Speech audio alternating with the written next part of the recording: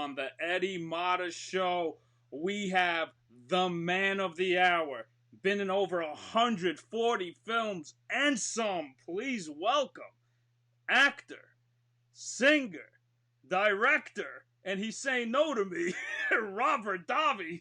What's happening, baby? I think it's like 150 now. Oh, But yeah. how do you say it? Is it Mata or Mata? Mata. Eddie Mata. Mata, not Mata? No, no. Oh, okay, Mata. Yeah. Eddie So, Mata. we're live Right. right now. Everyone's watching us, Robert. Hello, everybody. Hello out there in the land of wherever the hell you are. How are you? I'm with Eddie Mata over here.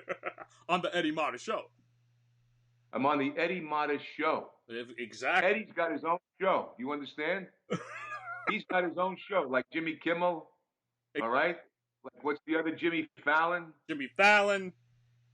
And then, He's forget got his that. own. You got Eddie Mata right now, baby. That's all that counts. That's the main This is focus. it. As a matter of fact, everybody's doing the same shit from the same Skypey home stuff. So it doesn't matter if you're on NBC, ABC, or Gatsanzulo. Here you are. Well, listen, welcome to the show. I appreciate you being on. Listen, I mean, as an actor, you try to become a working actor. You've been doing it since the 70s. So my question is, what's 77. since 77? But here's the thing.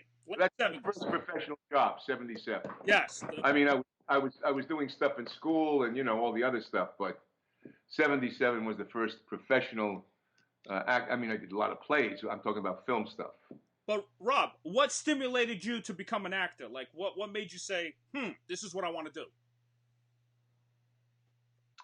Well, there was always an impulse for that, even in elementary school, when the teacher used to call on me to read in second grade. I liked reading. I liked being able to cut up in class, get laughter from people, or, and I was also always very, I mean, I loved sports as well, but it was something about film. I wanted to be inside that world of film when I was a kid, and used to watch the movies with my mom and dad, or the Italian cinema or American stuff, the classics. They had a thing called $1 Million Movie. It was on Channel 9 in New York. I remember. They used to play Tara's theme, from Gone with the Wind before each movie. And then my mom would say, that's Spencer Tracy, that's Humphrey Bogart, that's, whoever it would be. And I think that was the earliest impulse, and the love for language. I loved language and the imagination. Did you go to Hofstra University because you followed Francis Coppola, or did you go there because you wanted to go there and study? I went to Hofstra University because they had the replica of the Globe stage. Donald Sweeney, who was director of the drama department, built an exact replica of Shakespeare's Globe stage, and they had a Shakespearean festival every year. And I loved Shakespeare. I loved language, like I said, and the classics. So because of that, that was the only school I applied to. And I had gotten offers from Princeton, Yale, Colgate, all kinds of schools, Ivy League schools. Hofstra was the only one I applied to because I was playing sports at the same time. I was a very good football player. But because of the Globe stage, I went to Hofstra University on a full drama scholarship. Wow.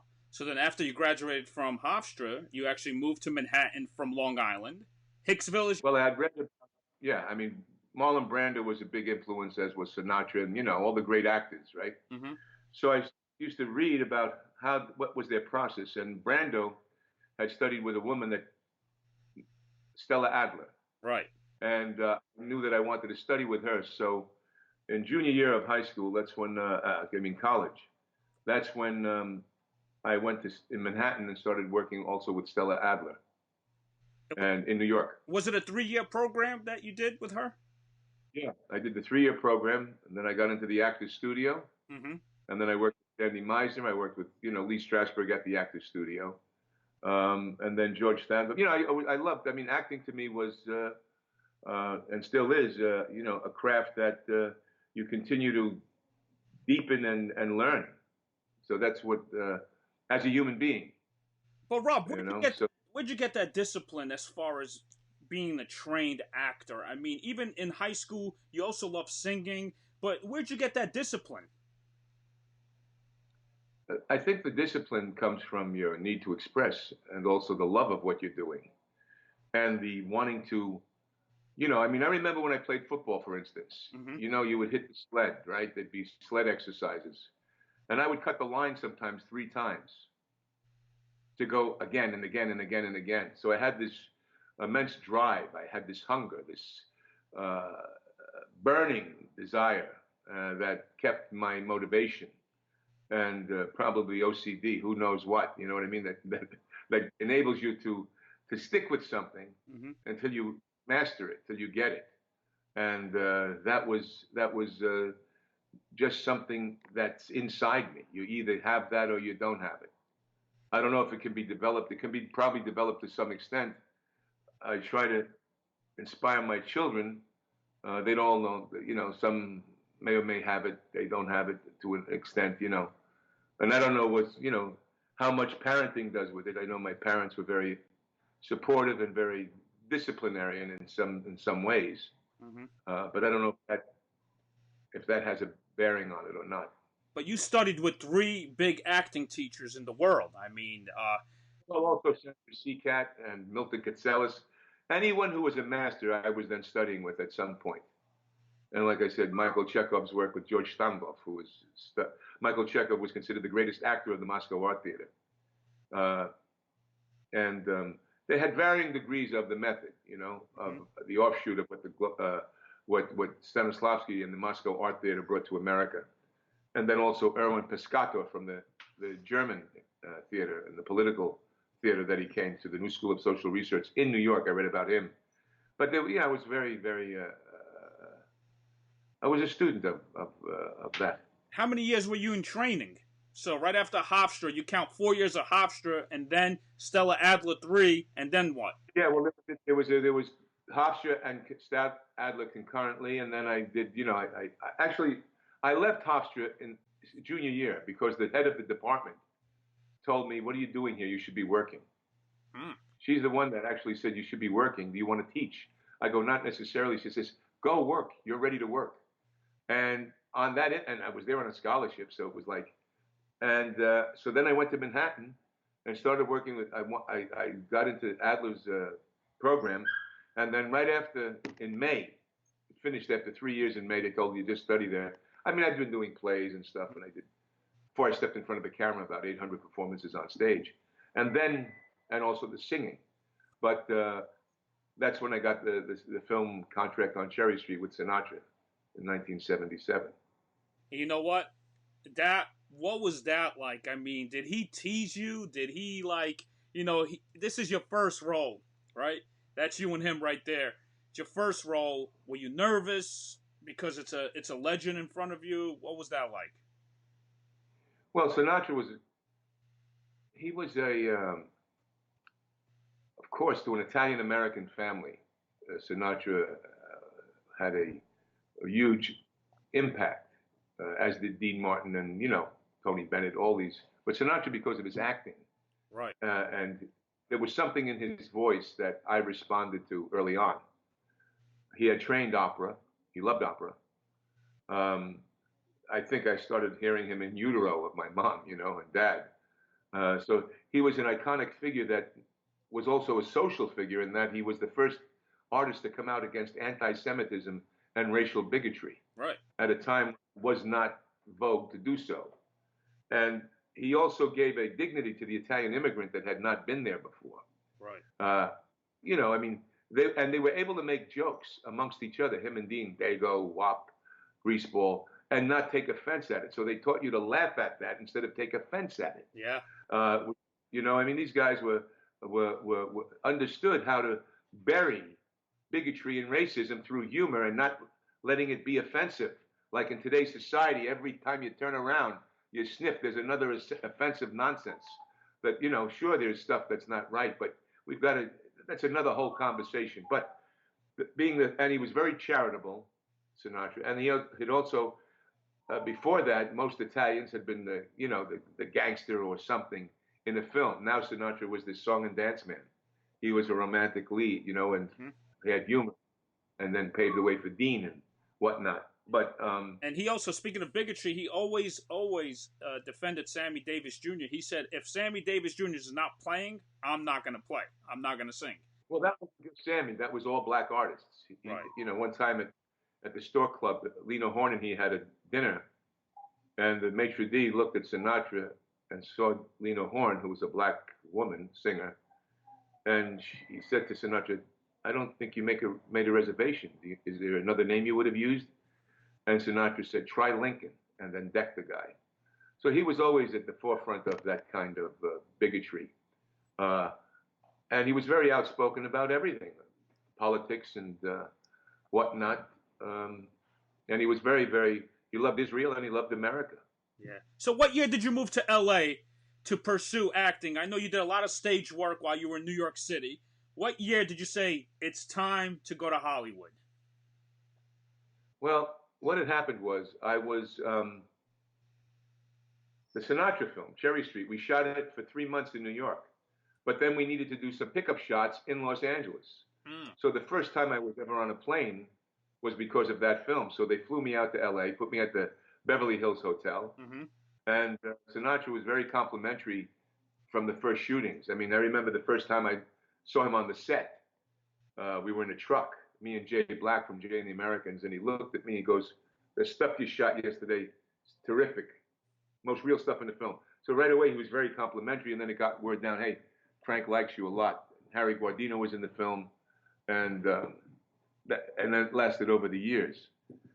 So the first time I came to LA was in '77. Now, I then went back and did a play with Glenn Close in New York, in Manhattan. Wow. And Chris Sarandon and stuff. But then I got a TV series called Gangster Chronicles in 1980. So that's when I was walking out of a place called, it was a macrobiotic place on 2nd Avenue in the 70s. Forget the guy's name. He was a famous guy at the time that did this first macrobiotic restaurant back then. And I was debating whether or not to move to Los Angeles. This is like 78, 79, when all of a sudden I left the place, made a left-hand turn, and then I heard a gunshot, and behind me the guy coming out was shot dead on the street. And that moment I decided to go to Los Angeles. Oh, wow. And yeah, and then I came out to LA. I was luckily managed by a guy named Bill Aucoin.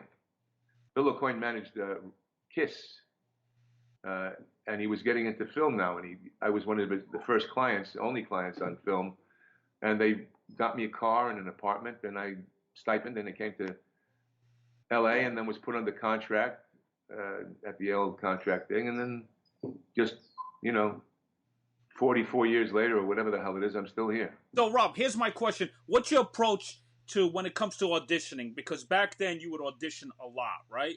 Especially in LA. Of course. How many auditions would you have in a week when you moved to LA?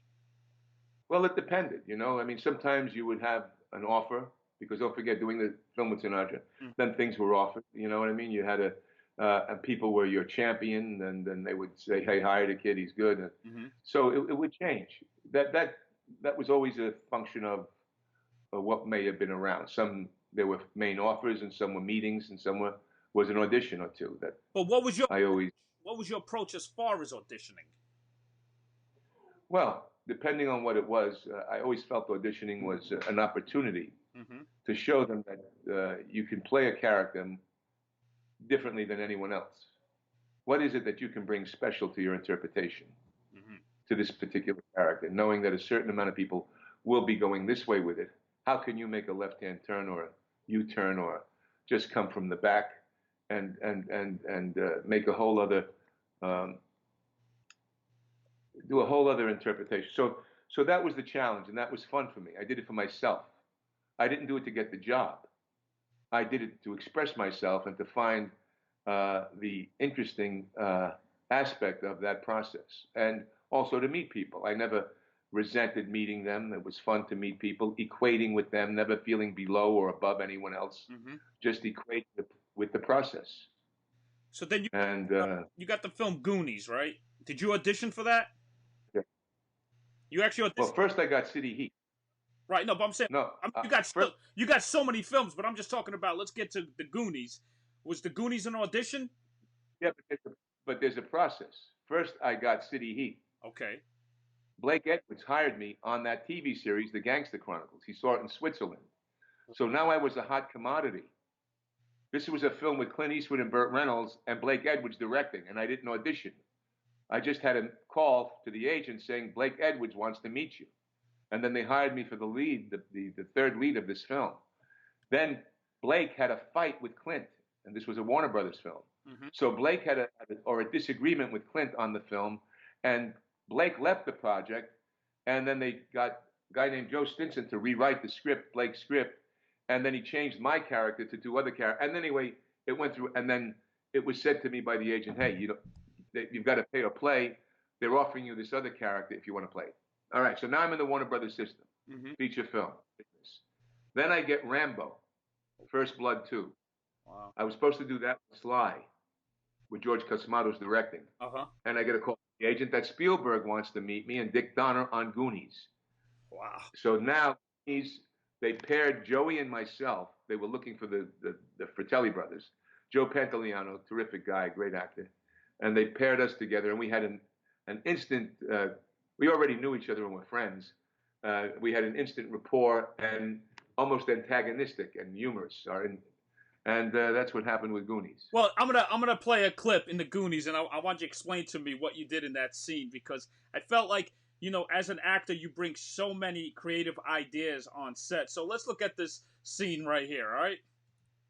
Let's go. I'm not afraid of the dark. I like the dark. I love the dark. But I hate nature. I hate nature. Wait a sec! Oh! Stop! I'm just a kid! What seems to be the problem? Look, mister, I need a ride. My friends and I just had a run-in with these really disgusting people. You might have heard of them, the Fratellis. Well, we found their hideout. And could you please take me to the sheriff's station? I can describe all three of them. Bimba dagli occhi vieni da Maria, a questo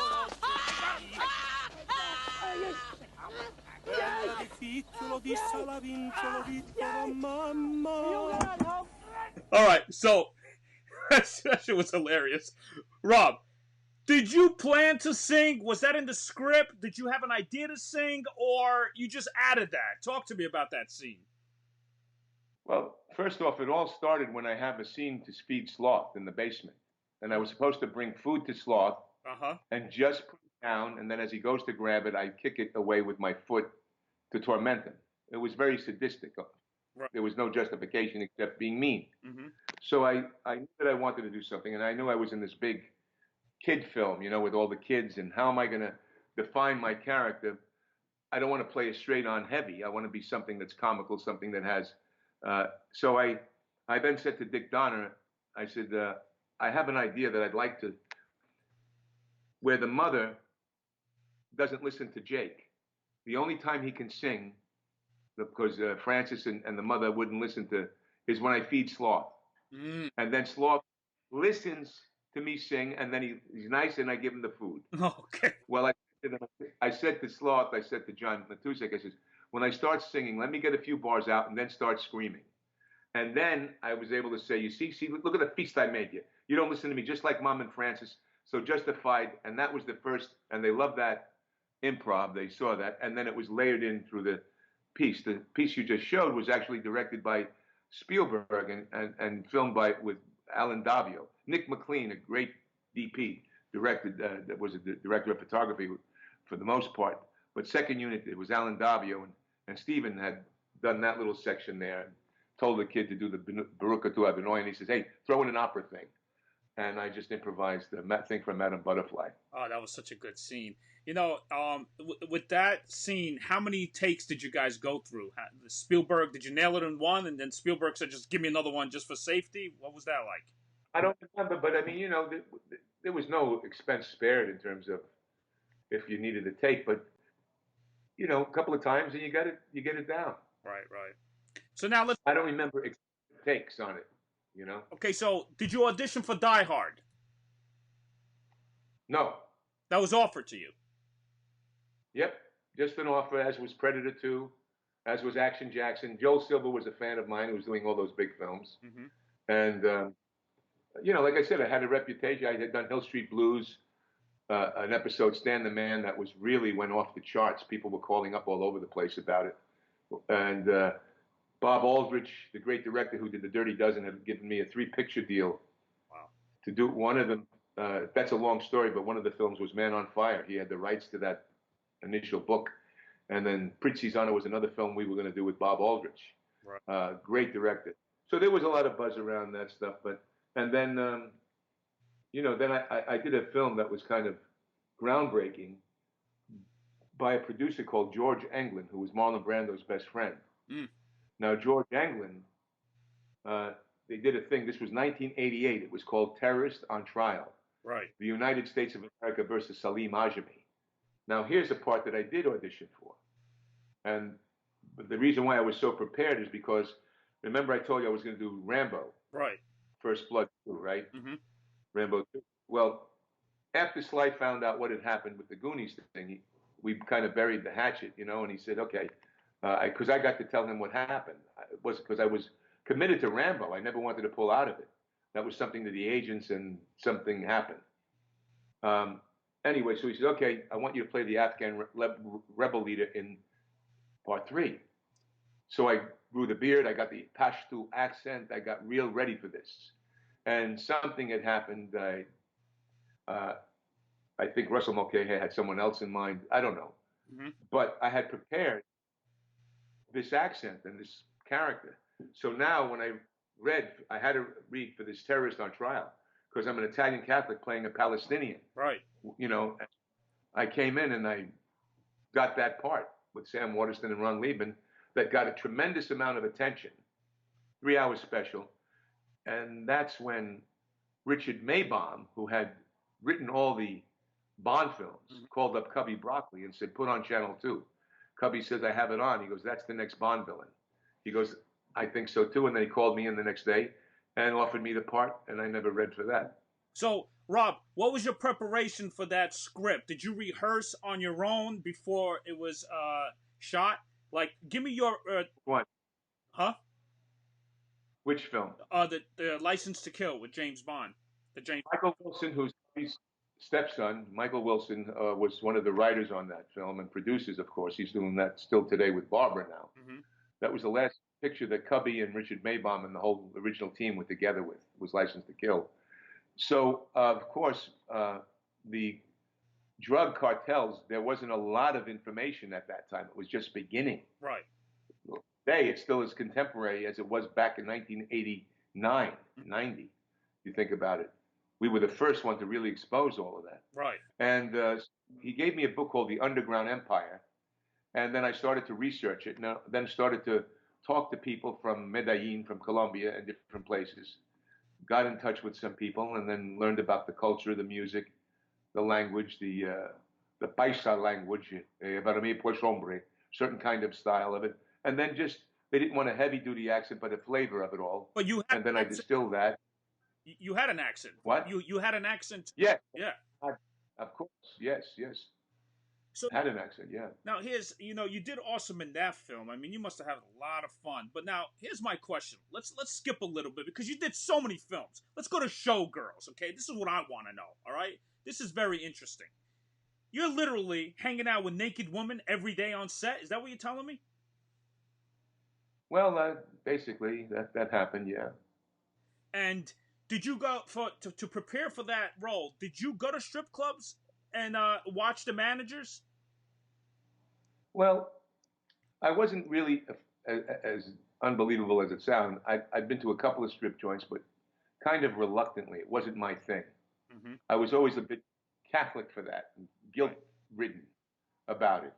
But I did, because it was based in the Cheetah Club and stuff, I did kind of suss that all out and then compiled my own character. Initially, I picked the wardrobe, as I do for most films, even for Goonies. I have a say in the wardrobe.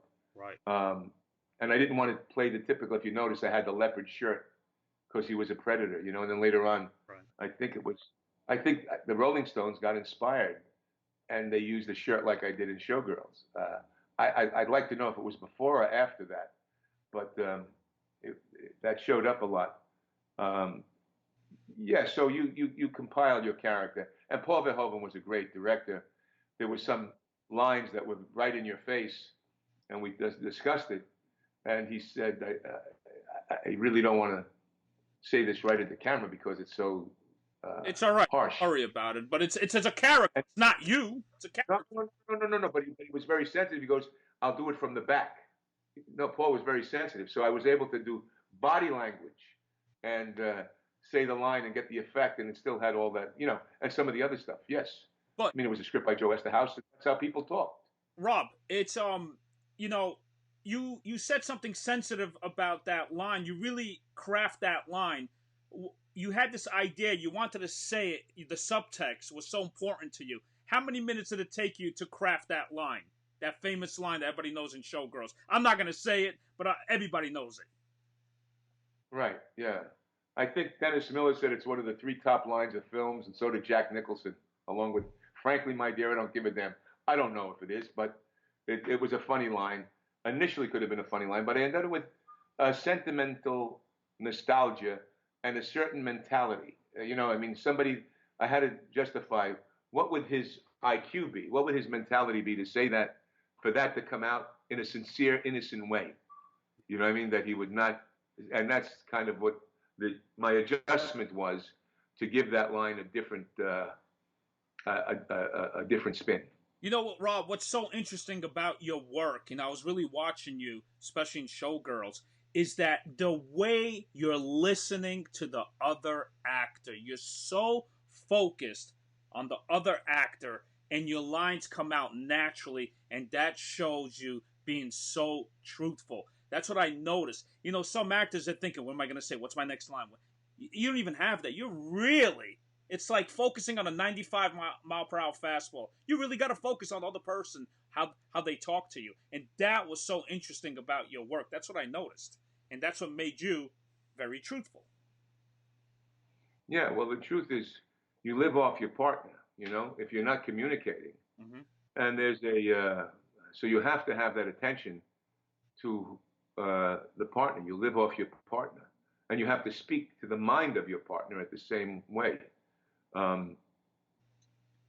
So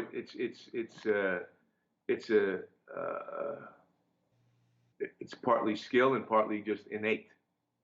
Good listening. If you think about all the great actors, Mm-hmm. even Spencer Tracy, and listen and respond. I mean, it's boiled down to that. Oh, of course. And Stella used to say, "Listen with your blood." Wow. Not with your hearing. So what about Sanford Meisner? What did you like about him? I mean, that's my technique. That's what I love. You know what I mean? But right. You experience all 3. All roads led to Rome in a certain way. Okay, some had different ways of communicating it to you, and they're all tools in the box. Again, like you said, living off your partner. Mm-hmm. Sandy's technique does that immediately in terms of getting all the nuance of someone's delivery back to you. You know what I mean? The spin they're putting on something. So you're really listening with your blood, and you're being able to then return that, and then building on each other's truth as it's developing in front of you. So that's one of the aspects of Meisner, I think, that are very strong. So now 2011, look, I'm not going to name every film, all right? No, I mean, because you did so many. So 2011, you actually made your singing debut, right? You just, for some reason, Rob, was singing... Should do the film I direct. Should talk about the Dukes. All right, tell me about the Dukes. Go ahead. I know you directed that film. It won many awards. But did you ever see it? No, I didn't. So don't beat me up for that. No, but you should see the Dukes because it's a little gem. Mm-hmm. It's me and Chaz Palminteri, Peter Bogdanovich, Ilya Baskin, great cast. It's a really very, very fun, meaningful film. And the reason why I bring it up is because it was transitional for me, because I went back to the singing. I sing one song at the end of that. Oh. That the response from everyone was so strong that then it made me go on the track to say, I want to go back and sing now. So that's why that was a pivotal, if you're looking for the genesis of. And also Sinatra had been gone for a while now, and I wanted to pay. I felt that the country was in such disarray, Mm-hmm. and Sinatra was a unifying principle, as was the music. The Great American Songbook, to me, is the Shakespeare of America.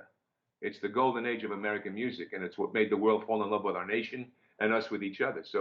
And got us through hard times. So I wanted to put my hat in the ring with the Great American Songbook, and I did my first album, Davi Sings Sinatra, that was produced by the great Phil Ramone, who produced Sinatra and Tony Bennett and Barbra Streisand and Billy Joel, and legendary. Oh my God, these names is unbelievable. But you know what? I want our viewers to hear you singing My Way right now. All right, watch this. And you know what's great about you is that you could definitely. So a lot of Frank Sinatra, that try to sing Frank Sinatra, they could easily fall into that caricature and copy him. But you really used your voice. You found it. You found your physicality. You were really in it, and you weren't imitating. That's what I noticed about your work. Now watch this, viewers. Look at this. Listen to this song right here. Watch my man Rob in action. Here it is.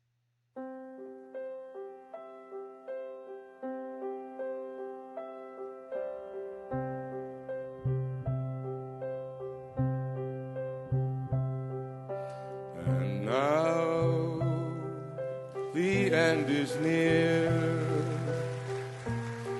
and so I face that final curtain. My friends, I'll say it clear, I'll state my case, of which I'm certain. I've lived a life that's full, I traveled each and every highway, and more, much more than this, I did it my way. Regrets, I've had a few, but then again, too few. Unbelievable. Oh, where are you? Did you disappear? Right here, my dog was crying. He was stuck in the bin. Listen. You should have played the big moment toward the end. What is a man? No, I wanted the beginning because the way you sounded, holy shit, that was just like, ba-bam! You know what I mean? You nailed it, man. And you know, Quincy Jones made a great statement about you. He said that, I never seen a guy, and he's been through a lot of people that sang Frank Sinatra, right? Like, try to sing his songs. He said, you were yourself, too. You weren't copycatting. It was you. It was raw. How the hell did you create that? Well, just being who you are. You know, I mean, I studied opera. I won a lot of awards when I was younger in high school. Mm-hmm. I studied in Florence. And like I said, it's the process. It's not the result. In anything you do, it's the process. It's the getting there. It's not the result you have to concentrate on. It's the process. So as an actor and as a performer, you can't imitate. You have to recreate the truth for yourself. Good, I like that. And so that's kind of the same thing. You know, Stella even used to do a couple of classes on Sinatra's ability to communicate through song, because it was he had that ability. You know, and once you find your center, I think as an artist and as a human being, once you find what you're standing for and who you are, that gives more depth to your own voice. So tell me about your documentary with Danny A. Don't forget Sinatra. Every singer has a. Sinatra used to worship Bing Crosby. Right. You know, early on, he was. I mean, so you know, and Bing Crosby used to do who he did, and you know, so there's a lineage in terms of, and same thing with great actors. You know, until you find your center. Right. It's great to take the best in the world, but you have to move beyond and go into your own creative space. And so, speaking of Frank Sinatra, you did a documentary with Danny A. called Davi's Way. Talk to me about that. Davi's Way. Why did I say Davy? Sorry, Davi's Way. Davi's Way. Yes. Davi. Oh, Davi. Davi's Way. So, he likes calling you Maida. I would say, yeah, Eddie Maida.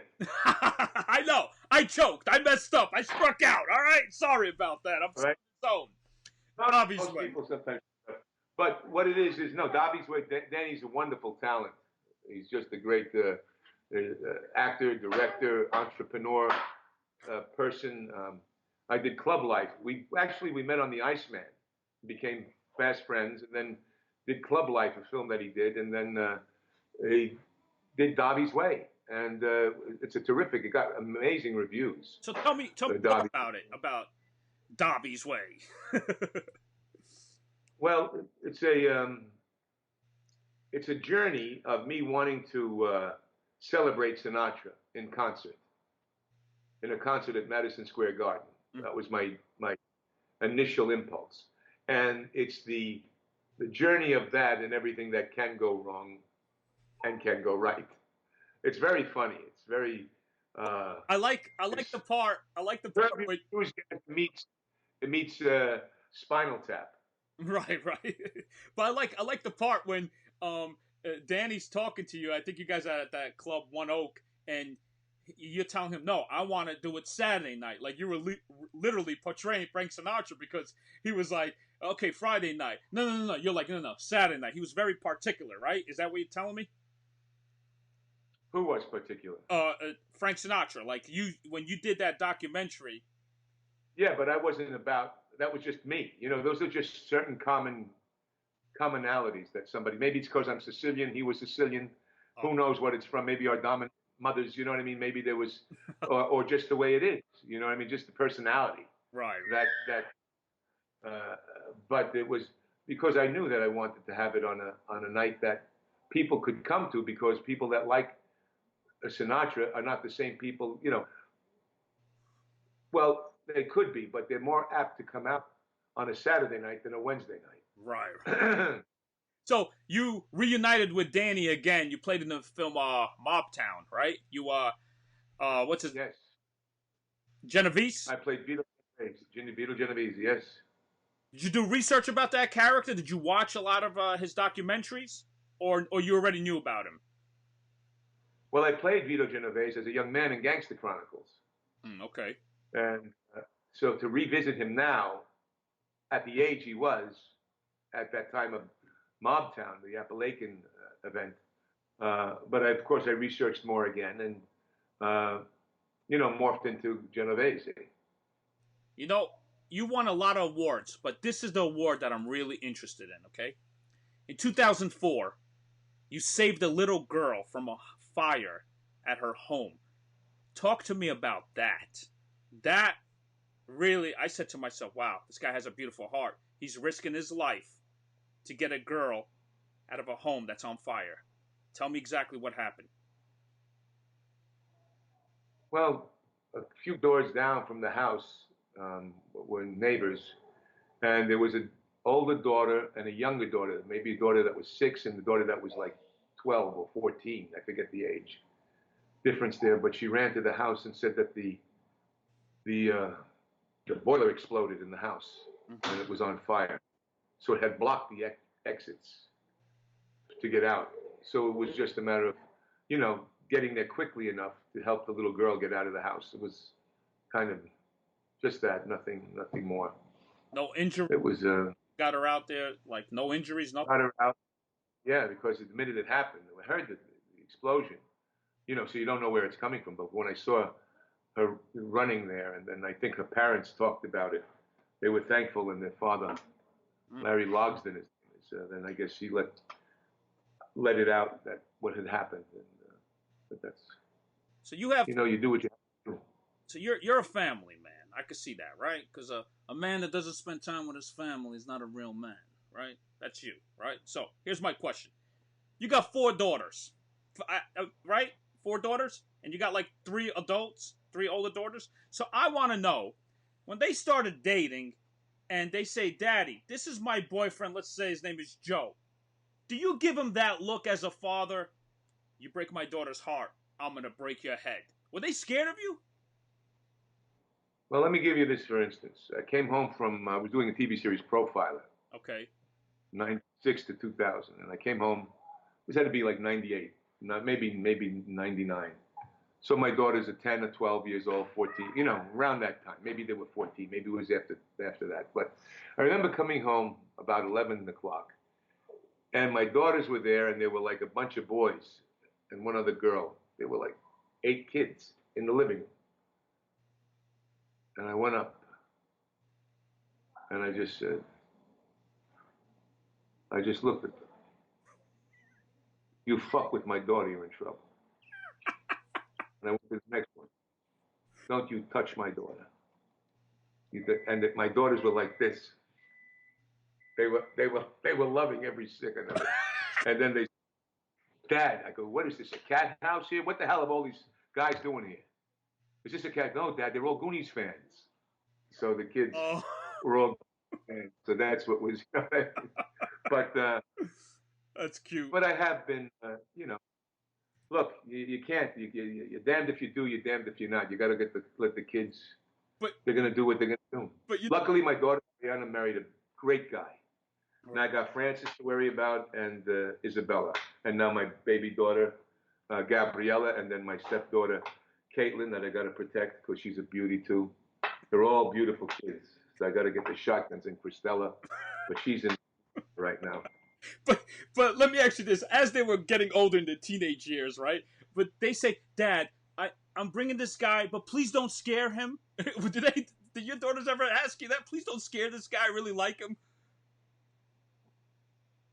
Yeah, they said, Dad, don't scare my friends. Period. You know what I mean? But I have to do that. They enjoy it, and I enjoy it, so we do it and get it over with. It's intimidating. What can I tell you? They're like, you play this tough guy, and of course you got it. I'm like, yo, who you messing with? Yeah, but the kids like it too. Their girlfriends love it. Mm-hmm. You know what I mean? They feel, you're they got a protected person. Are there any roles that you turned down that you regret in the past? That was a hit film, or that was a film that you were really like, oh man, I should have taken that role. Yeah, I'm sure there's a bunch. There's stuff, I don't remember them. I don't dwell on it. You move on. Mm. But there was stuff that I, said, oh, I should have done that. I didn't do it. All right, what the fuck? Right. You do it. Or you do it. So, that's just life. Right. Now, I was smack to you earlier saying, do you like baseball? And you're like, excuse me? Are you kidding me? So, I want to show people what kind of car you have, and you're a diehard fan of this organization, which you should be, because so am I. So let me now, give me this explanation right there. That is your car. Yep. I bought that car. A friend of mine, Sal the Voice, right? Valentinetti? Yeah. Introduced me to Big Time Tommy. You know Big Time Tommy? No, but I know Sal the Voice. All right. Big Time Tommy's a friend of Sal's. Mm-hmm. And I saw this on his Instagram one day. And Hollywood Motors in Bayshore, I think, mm-hmm. was a guy named Mike. I forget his last name. Anyway, this was Tommy's uncle had this car. And it was, I immediately saw it on the thing, and I called him up. I go, I'm going to buy that car. I said, I want the car. Forget about it. And I just bought it because it's a 2000 Lincoln Cartier. Uh-huh. Beautiful inside. It's got Yankee mats, not decals, but stitched stuff. That's all painted too. It's not like a decal-y nut. And I have, what do I have? The Yankee, it's a 2000. They won the series that year in 2000. Yeah. So it's a 2000 Lincoln Cartier. Right. And, I grew up in Maris and Mantle. I grew up, loving the Yankees. And stayed with me all these years. Do you know sorry, go ahead, Rob. No, here, Rob. Do you know that you and a legendary Yankee have the same birthday? Who is this guy? Mariano? Nope. Who is it? Derek Jeter. You and him, baby. June 26th. No shit. Jeter's the 26th. I didn't know that. How did you not know that? Well, hold on a minute. I know this stuff. Come on. You see how much research I do for your ass? Yeah. Who's he dating these days? J-Lo? No, he's got a Victoria's Secret wife now. All right. Yeah, he did good then, Derek. Yeah. Attaboy. The 26th. Good date. Exactly. June 26th. See that? That's amazing. I didn't know that. That's Yeah. a nice little con. When I see him, I'm gonna have to tell Okay, him. make sure you brag about me when you say, there was this guy named Eddie Mata, but I want to see your acting skills right now. When I say, have you ever heard this guy named Eddie Mata? I want you to really take it in and say, who the hell is Eddie Mata? Just like that. Hey, Rob, have you ever heard this guy named Eddie Mata? What? Say it again. Who? This guy, Eddie Mata. Have you ever heard of him? Armada? Eddie? I don't know an Armada. No, I never heard of it. Who the fuck is that guy? I don't know. I don't know Armada. I knew a guy named Mazza, but not Mazza, but not Armada. Oh, so you never heard of Eddie Mata, right? No, I'm sorry, I never did. Should I have? Should I have heard of this guy? No. What did he? You got to say, who the hell is Eddie Mata? I never heard of this guy. Who the hell is Eddie Mata? Who the hell is Eddie Mata? I never heard of Eddie Mata. Who the fuck is Eddie Mata? There you go. Let it out, baby. Let it out. So who the hell is Eddie Mata? You know what's impressive? This virus song. Holy shit! I'm gonna play this, and you can tell me how this happened. All right? You got Kenny G. You got these like legendary musicians. Let's take a look. Play it from the middle, though. Play it from later on. Huh? Don't play it from the beginning. Play it from when it starts to wail. Forget it. I just got the beginning. The beginnings are boring. No, it's no. Guys wailing at it. Oh, well, here, I'm gonna play it right here. No, this was good. I like it. Watch this. Hit it. I'm ready. 1, 2, 3, 4.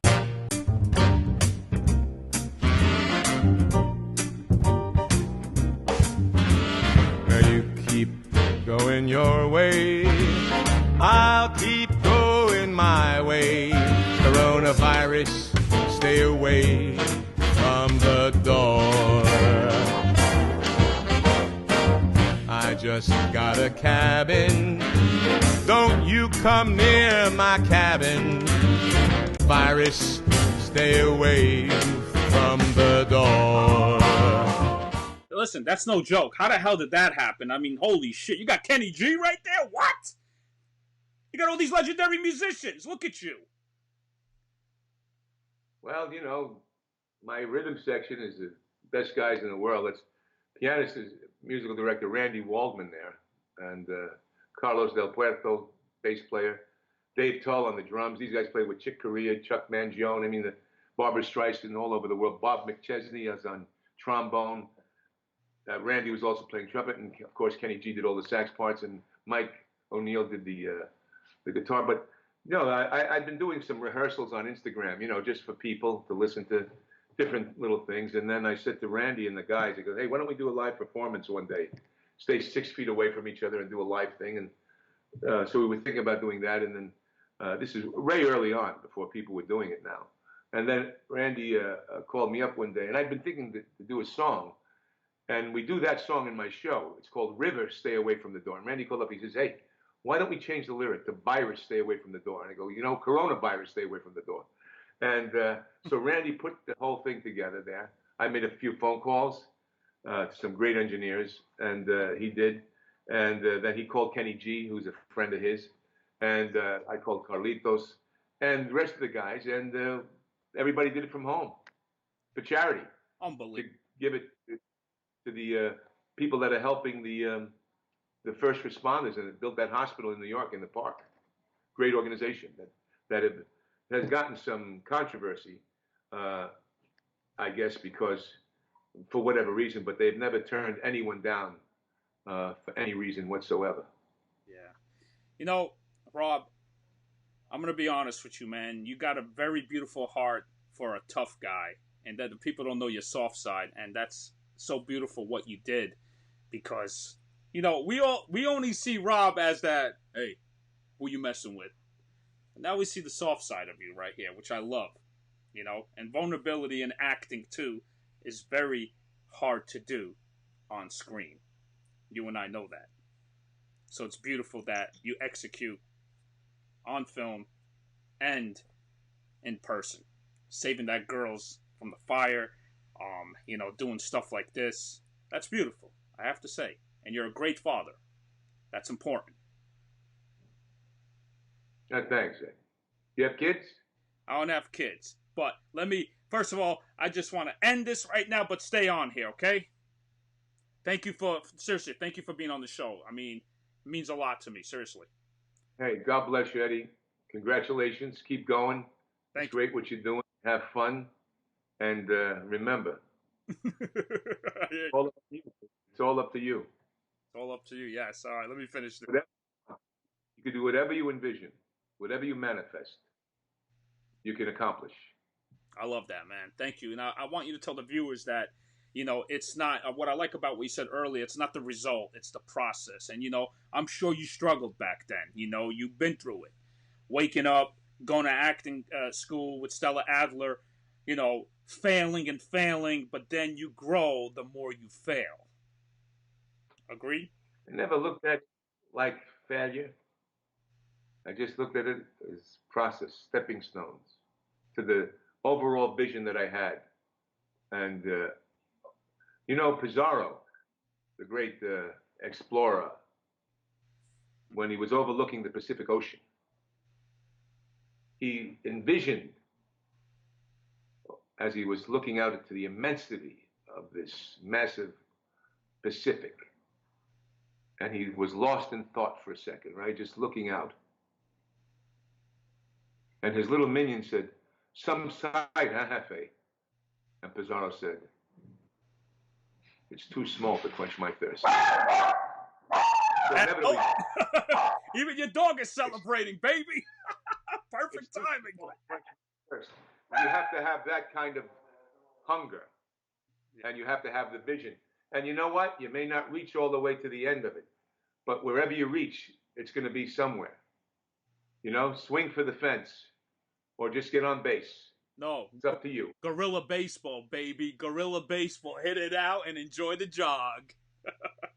Yeah. Thank you, Rob. Oh, don't go anywhere. Thank you. All right, Eddie.